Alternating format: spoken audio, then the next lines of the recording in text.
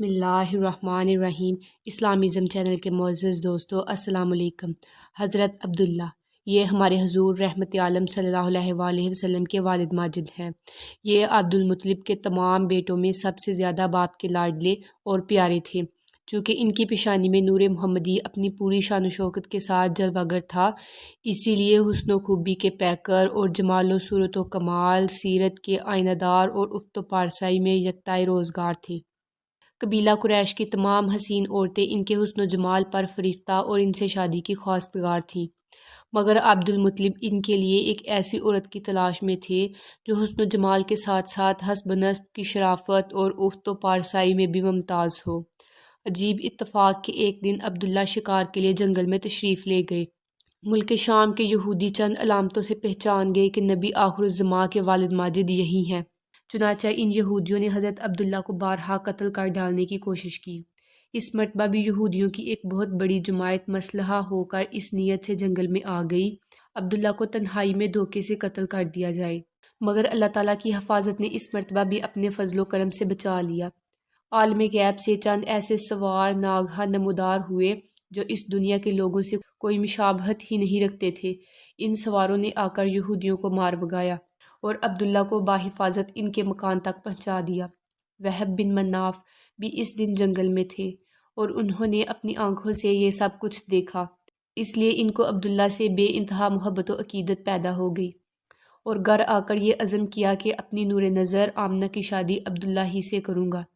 چنانچہ اپنی اس دلی تمنا کو اپنے چند دوستوں کے ذریعے انہوں نے عبد المطلب تک پہنچا دیا۔ خدا کی شان کہ عبد المطلب اپنے نور نظر عبداللہ کے لیے جیسی دلہن کی تلاش میں تھے، وہ ساری خوبیاں حضرت آمنہ بنت وہب میں موجود تھیں۔ عبد المطلب نے اس رشتہ کو خوشی خوشی منظور کر لیا۔ چنانچہ 24 سال کی عمر میں حضرت عبداللہ کا حضرت بی بی آمنہ سے نکاح ہو گیا اور نور محمدی حضرت عبداللہ سے منتقل ہو کر حضرت بی بی آمنہ کے شتم اطہر میں جلوہ گر ہو گیا۔ اور جب حمل شریف کو 2 مہینے پورے ہو گئے، عبد المطلب نے حضرت عبداللہ کو کھجوریں لینے کے لیے مدینہ بھیجا یا تجارت کے لیے ملک شام روانہ کیا۔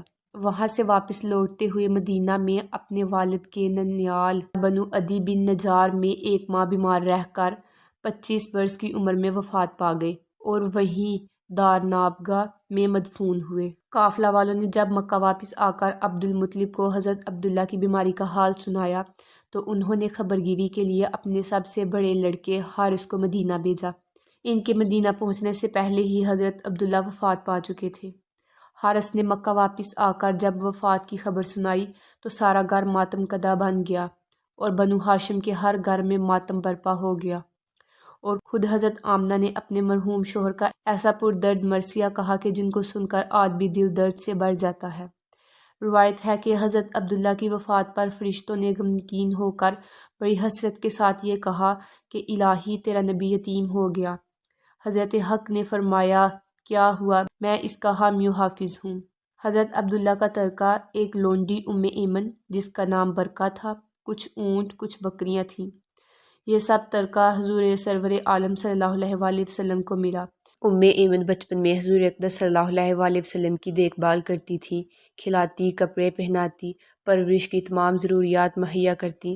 اسی لیے حضور اقدس صلی اللہ علیہ وآلہ وسلم تمام عمر ایمن کی دلجوئی فرماتے رہے اور اپنے محبوب غلام حضرت زید بن حارث سے ان کا نکاح کر دیا اور ان کے شکم سے حضرت اسامہ پیدا ہوئے۔